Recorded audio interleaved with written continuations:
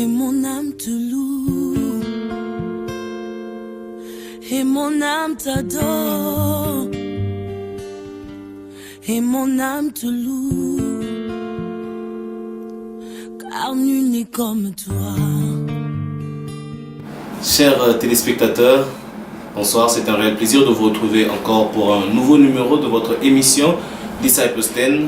Alors, avant d'aller plus loin en ce nouveau numéro, nous l'avions fait la semaine passée, nous le ferons encore cette semaine et nous le ferons encore les semaines à venir. Je parle donc de notre nouvelle façon de dire merci au Seigneur. Nous allons prendre cette première rubrique avant d'évoluer la rubrique Tout est grâce. On se retrouve juste après.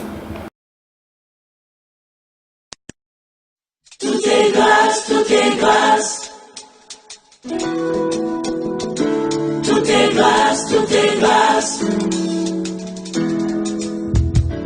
Tout est grâce, tout est grâce. Voilà, de retour après cette rubrique Tout est grâce. Je disais donc c'est un réel plaisir de vous retrouver dans ce nouveau numéro de votre émission Disciples 10. Ce soir, la grande équipe est présente au complet. Il y a Alain Koye à la réalisation, Daryl Gundula à la caméra, il y a moi-même, Moïse Mwamba à la présentation. Et nous recevons pour vous sur ce plateau le frère Glody Kitoko qui nous vient de Zion. Avec lui, nous allons nous entretenir sur un sujet très intéressant. La place de nos études dans notre relation avec Dieu. Alors, pour comprendre, pour en savoir plus, on se retrouve tout à l'heure sur ce plateau. Chers téléspectateurs, comme je vous le disais, je suis sur ce plateau avec le frère Glody Kitoko. Alors, sans plus tarder, nous ne voulons pas monopoliser la parole, je m'en vais déjà accueillir mon invité. Bonsoir, Glody. Bonsoir Moïse. Comment allez-vous? Oui, ça va très bien, par la grâce de Dieu. Merci. Merci déjà d'avoir accepté notre invitation. Merci d'être présent. C'est un honneur pour moi et un grand privilège de pouvoir servir. Gloire à Dieu. Et nous sommes là ce soir surtout pour parler d'un sujet qui, moi, au départ, m'a intéressé. Pour la petite histoire, je vous ai vu, je vous ai suivi lors de l'une de vos interventions. Vous en avez parlé. Ça m'a bien plus qu'intéressé, édifié. Et je me suis dit, pourquoi pas le partager avec le corps de Christ tout entier. Alors j'espère que ce soir, nous allons bien bénéficier de ce sujet. Je l'espère en tout cas, surtout que la dernière fois où tu as eu à m'écouter, c'était une brève explication du rôle que le chrétien doit jouer dans le monde à venir et comment les études sont une partie prenante de ce rôle-là. J'espère pouvoir finir ce que je n'ai pas pu finir la dernière fois. Voilà, je l'espère aussi. Et voilà, chers téléspectateurs, il m'a précédé. Nous parlons donc des études, nous parlons de la place des études dans notre relation avec Dieu, mais aussi de la place de Dieu dans nos études. Alors déjà, j'aimerais vous dire que nous puissions faire une différence entre ces deux termes, c'est-à-dire la place de Dieu dans nos études et la place de nos études dans notre relation avec Dieu. Quelle différence tu établis entre ces deux Alors, s'il faudrait partir des mots simplement, nous remarquerons que quand on prend la place de Dieu dans nos études, c'est qu'en grande image, nous avons nos études qui priment et nous essayons de prendre un petit Dieu que nous essayons de caser dans nos études. C'est comme si Dieu ne venait jouer qu'un rôle par rapport au domaine de la vie d'une personne. Alors aussi, il faudrait prendre la place de nos études dans notre relation avec le Seigneur. C'est que c'est Dieu qui est mis en exergue, qui est en grande image, et nos études ne sont qu'un rôle qui détermine une partie de notre vie avec le Seigneur. Donc la grande différence que je peux établir entre les deux, c'est que dans la place de Dieu dans nos études, nous voyons l'homme qui entreprend une carrière de sa vie, entreprend un domaine de sa vie, mais prend Dieu juste pour l'associer. Or, si nous devons regarder en Psaume 127, aux deux premiers versets, la Bible dit que celui qui bâtit une maison, si Dieu ne l'a bâti, la personne l'a bâti en vain. Et je crois que lorsque nous venons associer Dieu par rapport à une œuvre que nous avons déjà commencée, il n'en est pas l'auteur. Alors que le but du Seigneur, c'est de pouvoir être l'auteur, le consommateur et le finisseur de tout ce que nous faisons. Donc je crois que la différence est plus que nécessaire pour le chrétien d'aujourd'hui de comprendre qu'on n'associe pas Dieu dans ce que nous faisons, mais nous faisons tout en Dieu. Exactement. Ok, donc si je comprends bien, cela ne s'applique pas seulement pour les études. Tout ce que nous entreprenons, tout ce que nous essayons de commencer, nous n'essayons pas d'associer Dieu dans ce que nous faisons, nous essayons plutôt d'insérer ce que nous faisons dans notre vie et dans notre relation avec Dieu. Alors, effectivement, Moïse, je crois que c'est toute une philosophie à revoir pour le chrétien, parce que trop souvent nous avons vu le chrétien essayer d'associer Dieu pour un mariage, pour un boulot, pour l'éducation de ses enfants, alors que le chrétien doit arriver à la compréhension qu'il a été créé pour Dieu, pour son plaisir. Et si réellement il a été créé pour Dieu, tout ce qu'il devra faire devra être en Dieu qu'il le fait. Et les études ça a été choisi par moi personnellement parce que nous visons les jeunes d'aujourd'hui qui seront responsables demain, qui seront la future génération. Alors si déjà ils ne savent pas faire la différence dans les décisions à venir, ils n'arriveraient même pas à remettre Dieu au centre de leur vie. Alors pour le chrétien d'aujourd'hui, jeunes que nous sommes, étudiants que nous sommes, il est important de comprendre que ce n'est pas Dieu que nous associons à nos études, mais c'est plutôt nos études. Comme c'est la saison dans laquelle Dieu nous a placés, que nous devons associer dans notre relation avec le Seigneur. Ok, merci beaucoup pour tous ces éclaircissements. Mais j'aimerais déjà attaquer une autre question, une question qui fâche quand même dans surtout la famille, je voulais dire le domaine étudiantin. C'est qu'il y a de ces personnes qui aujourd'hui surtout condamnent les chrétiens du fait que les chrétiens prient beaucoup plus qu'ils étudient, les chrétiens étudiants, ils prient beaucoup plus qu'ils n'étudient. Et il y a même de ces parents qui ne sont pas forcément très croyants, qui condamnent leurs enfants du fait que la prière a pris beaucoup plus de place que les études, comme quoi les études seraient le domaine le plus important, la prière ensuite. Alors, si on doit associer les études dans la relation avec Dieu, quelle place donner alors aux études à ce moment-là? Est-ce que les études devraient primer sur la prière? Est-ce que la prière devrait primer? Comment gérer les deux? Alors c'est une question très intéressante et comme je l'ai dit tantôt, c'est-à-dire c'est les études que nous essayons d'inclure dans notre relation avec le Seigneur. Et j'aimerais étendre un tout petit peu ta question en ce qui concerne ce contraste-là. Il n'existe pas seulement pour les chrétiens qui prient trop, il existe aussi pour les chrétiens qui prient moins. C'est-à-dire nous avons un contraste entre les chrétiens qui se disent trop spirituels et par conséquent négligent les autres aspects de leur vie. Et nous avons d'un autre côté ceux qui se disent trop réalistes, trop pratiques, trop pragmatiques. La polémique est surtout basée sur ceux qui prient plus et qui étudient moins. Alors pour moi, on devrait d'abord commencer par changer la conception de l'étudiant. C'est-à-dire, l'étudiant doit arriver à comprendre que la vie de prière, c'est d'abord une vie. C'est que c'est 24 heures sur 24, parce que la Bible dit que tu dois prier sans cesse. Donc logiquement, les études sont une forme de prière. Okay. Je vais essayer de m'expliquer par rapport à ça. C'est-à-dire, si la prière, c'est une relation, encore une communication avec Dieu, un homme qui associe ses études dans sa relation avec Dieu trouve une place pour que le Seigneur arrive à le guider par rapport à ses études. Alors ce chrétien-là doit commencer d'abord à faire la part de choses, parce que la Bible dit il y a un temps pour tout sous le soleil. C'est-à-dire, on doit arriver à une compréhension où, aussi bien que nous voulons bâtir notre vie spirituelle, parce que c'est une honte, et moi je crois qu'aujourd'hui nous devons apprendre à changer ça aussi. Bien que nous voulons bâtir notre vie spirituelle ne pourrait pas tenir en elle-même sans pour autant d'autres aspects de notre vie. C'est comme ça que la Bible dit que je souhaite que tu prospères, au livre de Proverbes, que tu prospères à tous égards comme prospère l'état de ton âme. C'est-à-dire une vie chrétienne qui évolue, une foi qui évolue correctement, tous les autres aspects devraient être inclus. Ce n'est pas seulement la prière, c'est-à-dire les relations avec le monde extérieur, nos études, nos relations avec les parents, toutes ces choses doivent arriver à prospérer aussi bien que nous prospérons spirituellement. Alors pour ce chrétien-là qui fait face à ce problème où il a tendance à ne pas savoir quelle est la ligne de démarcation entre sa vie de prière et ses études, il devrait d'abord commencer par avoir un planning. C'est-à-dire, je dis que la grande problématique, c'est la conception. S'il a changé sa conception, s'il comprend que c'est Dieu qui passe avant tout, maintenant comment est-ce que Dieu arrivera à se manifester dans chaque aspect de sa vie? Ça, c'est encore un processus. Il devra commencer par inclure Dieu, parce que s'il veut bâtir quelque chose, il se dit, Seigneur, je veux bâtir ma vie académique. Comment la bâtir avec toi? Viens à la première place. C'est là, demander aux chrétiens de commencer à prier par rapport à ses études, pas prier pour une réussite, prier pour la carrière qu'il devra faire, prier pour le genre de type qu'il devra poursuivre. Et cela se fait au jour le jour. Il devra le faire aussi bien chaque matin, aussi bien devant un professeur quand il ne comprend pas sa matière, et ainsi il pourra avoir la sagesse et la direction de Dieu quant à ses études.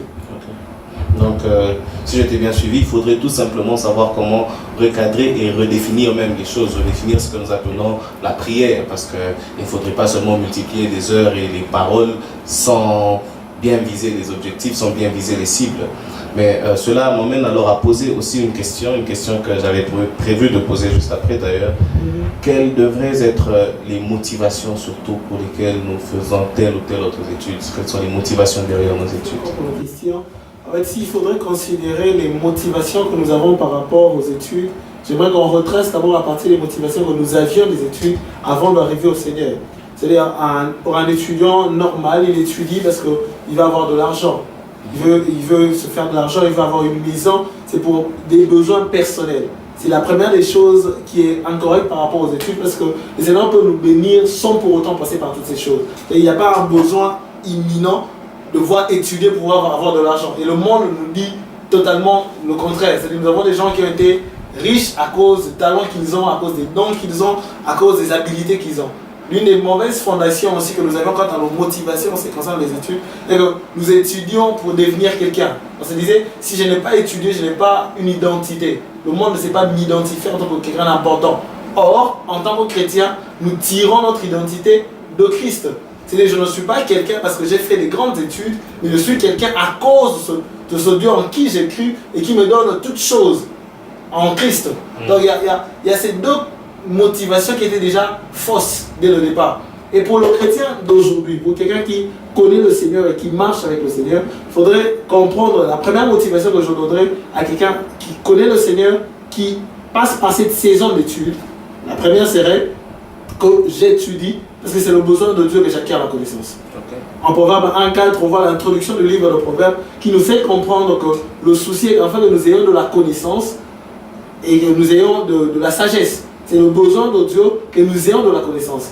Et outre ce besoin-là, la deuxième motivation qu'un chrétien devrait avoir en ce qui concerne les études, c'est qu'il devrait être passionné par ce qu'il apprend. C'est-à-dire que nous remarquons qu'aujourd'hui, les études sont une corvée pour la plupart des chrétiens. C'est-à-dire que nous ne prenons pas assez plaisir aux études comme nous le faisons en ce qui concerne la prière, en ce qui concerne les choses spirituelles. Or, le besoin de Dieu, que nous soyons passionnés par les études. Et je crois que j'ai trouvé cette référence en Proverbe 2, au verset 10, où l'écrivain Salomon est en train de dire que la connaissance sont un délice. Pour les jeunes gens, c'est un délice pour nous de pouvoir acquérir la connaissance. C'est le besoin de Dieu que nous l'ayons, premièrement, et puis c'est un délice de pouvoir l'avoir. Ces deux motivations sont les fondements du chrétien par rapport à ce qui concerne les études. Et si je devais ajouter en troisième, je crois que je dirais en 1 Thessaloniciens au verset 4, je crois au 10e, 11e et 12e verset. Alors, Paul est en train d'exhorter les Thessaloniciens, il leur donne un certain nombre de recommandations. Et il dit, vous allez occuper-vous de vos affaires, grandissez dans votre foi, et par conséquent que chacun travaille à ses propres mains. Pourquoi? Pour qu'il soit indépendant lui-même, qu'il ne soit pas un fardeau pour les autres, et en deuxième position, pour qu'il arrive à venir en aide à ceux qui sont dans le besoin. C'est-à-dire, nous remarquons que la troisième motivation qu'on peut ajouter aux études, c'est que je dois étudier pour acquérir la connaissance, travailler de mes mains pour être une source de bénédiction. C'est parce que le travail était instauré dès le départ. C'est-à-dire, avant même que l'homme ait péché, Dieu attendait de l'homme un certain travail. C'est comme ça qu'il dira à l'homme de cultiver la terre, de cultiver le jardin. Il a donné à l'homme un travail de nommer les animaux. C'est-à-dire, aujourd'hui, le travail intellectuel passe avant le travail physique. Je ne peux pas exercer si je n'ai pas d'abord acquis une certaine connaissance qui me permet de pouvoir exercer un certain travail. D'où le besoin, comme je le disais, de pouvoir étudier pour le chrétien aujourd'hui. Ok, merci beaucoup. Mais allons surtout la deuxième motivation que nous a donnée, qui est l'épanouissement. Il ne faudrait pas que les études soient une corvée. Il y a une question qui me remonte à l'esprit, c'est que il y a de ces personnes qui pourraient justifier le fait que les études soient une corvée pour eux aujourd'hui, par le fait qu'ils ont été mal orientés. Mal orientés, soit par l'entourage, soit par les parents.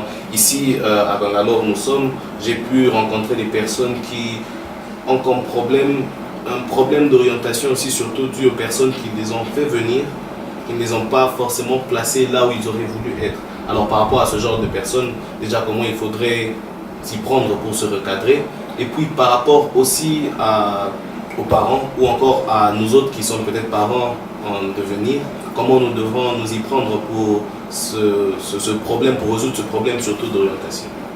Alors, en ce qui concerne l'épanouissement dans le domaine des études, je crois que la question que tu as posée quelque chose de très délicat parce qu'aujourd'hui, certains ne savent pas être épanouis parce qu'ils se retrouvent dans des circonstances malencontreuses. C'est-à-dire qu'ils ne peuvent pas être épanouis parce que ce n'est pas ce qu'ils voulaient au départ. Mais moi, je crois que la Bible dit que toute chose concourt au bien de ceux qui aiment Dieu. C'est-à-dire, si le Seigneur permet que tu te retrouves dans une situation, dans une carrière qui n'était pas ton premier choix, je crois que si tu es dans le plan de Dieu, parce que la Bible dit, fais de l'Éternel ton Dieu tes délices et il te donnera ce que ton cœur désire. C'est-à-dire, si réellement le souci de Moïse ou le souci de Glody, c'est de mettre Dieu à la première place. Même ces choses qui, par apparence, sont pour notre malheur, sont censées être tournées pour notre bonheur. Alors, si je me retrouve dans un domaine d'études, dans une carrière que je ne veux pas, que je n'aime pas, c'est-à-dire, je me dis que je ne peux pas être épanoui. Je dois considérer que c'est une école pour Dieu. Et c'est là et de ma responsabilité de voir apprendre à aimer ce que le Seigneur me donne. Et un adage dit, si tu ne peux pas avoir ce que tu aimes, tu dois aimer ce que tu as. Donc je crois que pour ceux-là qui, dans les choix, ont été désorientés par une autre personne, pendant que nous y sommes, c'est-à-dire, je n'ai pas vu les enfants d'Israël, c'est-à-dire ne pas travailler pendant qu'ils étaient en Égypte. C'est-à-dire, il y a des fois, la carrière que nous choisissons est une forme d'Égypte. C'est une forme d'esclavage parce que nous ne nous sentons pas à notre aise. Ce n'est pas là où Dieu nous voit. Mais pour un premier temps, il permet. Parce que c'était le cas avec les enfants d'Israël. Dieu les a d'abord permis d'être là-bas. Alors, si Dieu te permet pour un premier temps d'être là, je crois que c'est là de ton travail, c'est là de ta responsabilité de pouvoir travailler. Et quand tu travailles, de pouvoir être épanoui dans ce que tu fais. Et ainsi, tu donnes la gloire à ton Dieu. Donc je crois que la grande orientation serait que nous apprenons à faire avec ce que nous avons. Parce que tout arrive pour une raison. C'est qu'aujourd'hui, je donnerai mon exemple personnel. Je vois que quand j'ai fini avec mon bac, je ne suis pas directement allé à l'université. Je suis allé à Cali. J'ai fait 2 ans à Cali. Et pendant que j'y étais, c'était les villes corbeilles. Je dirais vrai, à un moment, je me disais, bon, j'ai toujours plus préféré le français à l'anglais. Alors je me disais, à quoi ça me servait? Et c'est dès que 4 à 5 ans plus tard, que j'ai réussi à comprendre la valeur de cette période temporaire qui me mettait en retard par rapport à ceux de ma génération. Donc c'est maintenant que j'ai réussi à comprendre comment je sers Dieu à cause de cet anglais que j'ai appris. C'est-à-dire que je suis interprète du français à l'anglais, de l'anglais en français. C'est à cause de cette formation-là. La plupart de ceux qui font la même chose que moi ont beaucoup plus de difficultés. Et moi, c'est une grâce. Alors je regarde en place les choses qui étaient auparavant un fardeau, comme étant un fardeau. J'ai changé mon regard. Alors si nous pouvions voir ce à quoi Dieu nous attend, basé sur ce à quoi il nous place maintenant, je crois que nous aurons beaucoup plus intérêt à nous réjouir et à être épanouis dans ce qu'il nous donne de gérer maintenant. Là, c'est surtout par rapport à la personne qui est dans la situation et qui n'arrive pas à s'épanouir, mais que dire alors à ces personnes, ces parents par exemple, qui orientent leurs enfants par rapport à la vision qu'ils ont de ce que leurs enfants devraient devenir, ou encore de ces personnes qui font appeler des étudiants à l'étranger par rapport à leur profit et intérêt personnel, désorientent les personnes de leur choix. Que dire maintenant à ce genre de personnes? Ok, s'il faudrait regarder d'abord par rapport aux parents, je tiens à exhorter nos parents qui connaissent le Seigneur aujourd'hui de ne pas faire les erreurs que beaucoup de parents ont fait, c'est-à-dire essayer d'orienter leurs enfants par rapport à la situation économique du pays, par rapport au regard du poste d'emploi qui est le plus sollicité. On a remarqué que beaucoup de parents, c'est-à-dire ont basé le choix de la carrière professionnelle de leurs enfants selon le regard démographique de ce qui se fait dans le pays. C'est-à-dire si je me dis qu'un médecin gagne beaucoup d'argent, je veux que mon enfant fasse la médecine. Bon, quand il était banquier, je veux que mon enfant soit banquier. Je crois que c'est que nous devons demander aux parents qui connaissent le Seigneur aujourd'hui, et pour nous, futurs parents que nous serons demain, de commencer par rechercher le choix de Dieu par rapport à nos enfants. Il est très important de réellement prier, d'où la nécessité de grandir spirituellement pour prier et demander à Dieu quel est son choix par rapport aux enfants, quelle est sa volonté par rapport à mon fils, quel genre de carrière il devra faire, dans quel genre de domaine il va bénir mon enfant. Si je peux avoir la révélation de Dieu par rapport à ce domaine, j'aurai beaucoup plus de facilité à pouvoir orienter mon enfant dans ce sens-là. Et arrêtons d'orienter nos enfants selon les situations présentes. Parce que même dans les pires situations, l'Éternel est en mesure de nous bénir. Ce n'est pas parce que j'ai un poste d'avocat dans un grand barreau que je suis forcément béni au regard de Dieu. Alors, pour ceux-là qui font appel aux étudiants, moi je peux comprendre que les temps sont difficiles pour tous. C'est-à-dire, on n'a pas vécu les choses auxquelles on espérait en venant à l'étranger. Mais seulement, cela ne devrait pas conditionner nos actions. C'est-à-dire, il faudrait pour ceux qui sont chrétiens d'avoir un certain code moral. Il est important que Dieu passe avant tout. C'est-à-dire, généralement, ils le font par besoin de lucre et le fois même on est en train d'orienter les gens selon ce à quoi nous attendons. C'est-à-dire, si je me dis que pour BCA, j'ai une certaine somme d'argent, alors j'oriente les gens par rapport à ça. Alors, j'exhorterai mes frères à laisser ses voix parce que cela n'est pas dans la volonté de Dieu. Si réellement le Seigneur t'appelle à être un agent, tu peux faire ton travail honnêtement en essayant de découvrir la vision de la personne et quel est bien sûr le plan que Dieu a établi pour cette personne-là. Alors si réellement de telles personnes continuent à faire ce genre de choses, je les supplierai d'arrêter et je les appelle donc à la repentance. C'est dur à dire, mais bon, qu'ils puissent changer les voies parce que cela ne cadre pas avec la volonté de Dieu. Parce que l'argent ne devrait pas être notre motivation parce que la Bible dit que l'argent est la racine de tous les maux. Donc chaque fois que nous regardons à l'argent comme étant le but ultime de la vie, nous sortons du plan de Dieu. Merci beaucoup. Déjà, grand merci d'être là, grand merci de nous avoir accordé ce temps où nous avons discuté. Chers téléspectateurs, vous l'avez donc compris, nous sommes à la fin. Mais avant d'atterrir, avant de clôturer, j'aimerais encore revenir à mon invité qui va nous donner son mot de la fin. J'aimerais que tu puisses t'exprimer, donner ton mot de la fin. Je ne sais pas si tu voudrais résumer tout ce dont nous avons parlé ou si tu as un message particulier à passer. Mais j'aimerais aussi que juste après, que par une courte prière en quelques secondes, tu puisses bénir les téléspectateurs qui nous suivent après quand nous allons nous séparer. D'accord, merci encore. Alors, je crois que si je devrais avoir un mot de la fin, c'est que j'appelle le peuple de Dieu à changer sa philosophie sur les domaines que moi j'appelle les domaines alternatifs. C'est-à-dire, trop souvent, nous considérons que tout ce qui a trait à l'Église, c'est-à-dire à un certain regard comparé aux autres domaines de notre vie. Je parle donc des études, je parle du foyer, je parle de tous les autres domaines qui n'ont pas directement trait à notre vie d'Église. Tous les domaines de notre vie sont importants au regard de Dieu. Et pour ceux qui sont étudiants, pour ceux qui sont dans cette saison par rapport aux études, je les exhorte à mettre Dieu au centre de leur vie. La Bible dit que ceux qui manquent d'intelligence prient à Dieu qui donne à tous, sans exception. C'est-à-dire si réellement j'ai besoin de pouvoir exceller dans mes études, je peux demander à Dieu de m'accorder l'intelligence et la sagesse par rapport à cela. Les études sont quelque chose de passionnant et je crois que c'est un outil que nous pouvons utiliser pour l'évangile, pour la gloire de notre Seigneur. Je crois que c'est en quelques mots la pensée que j'aimerais laisser avec tout un chacun d'entre nous. Et s'il fallait que je dise encore autre chose, je remercierai d'abord à Moïse qui a été la personne qui m'a sollicité par rapport à cette œuvre et à toute l'équipe des Disciples of Christ. Déjà c'est une année, je n'ai pas eu l'occasion de vous souhaiter cela, mais un joyeux anniversaire. Et je crois qu'une année c'est la période où les enfants commencent à prendre des mains solides. Et je crois réellement que cette équipe et ce ministère est prêt à donner au peuple de Dieu des mains solides qui permettra leur édification. Et je crois qu'on va incliner nos têtes en prière. Père, nous te disons merci. Merci pour ce moment que tu nous accordes. Merci pour ta grâce et pour ta miséricorde. Je crois que tu as parlé à plus d'un cœur. Et je prie, Éternel, que ta parole puisse trouver une terre bonne et qu'elle puisse germer afin de produire fruit.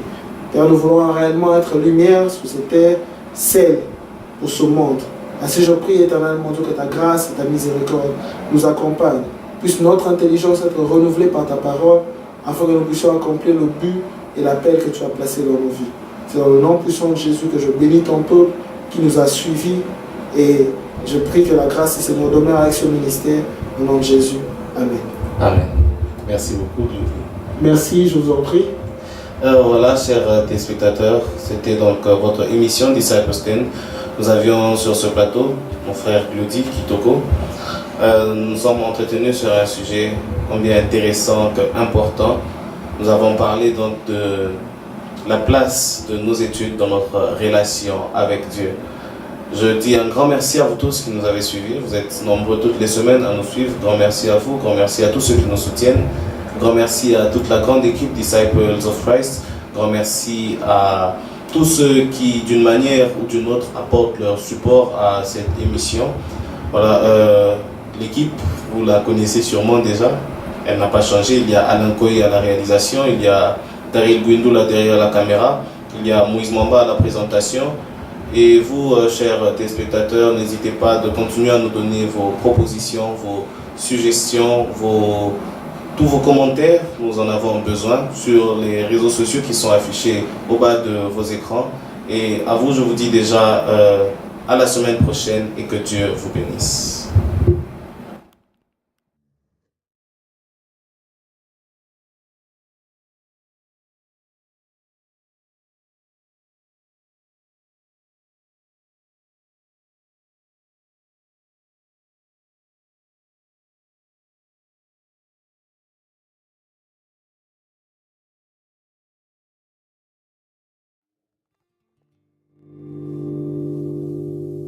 Et mon âme te loue, et mon âme t'adore, et mon âme te loue, car nul n'est comme toi.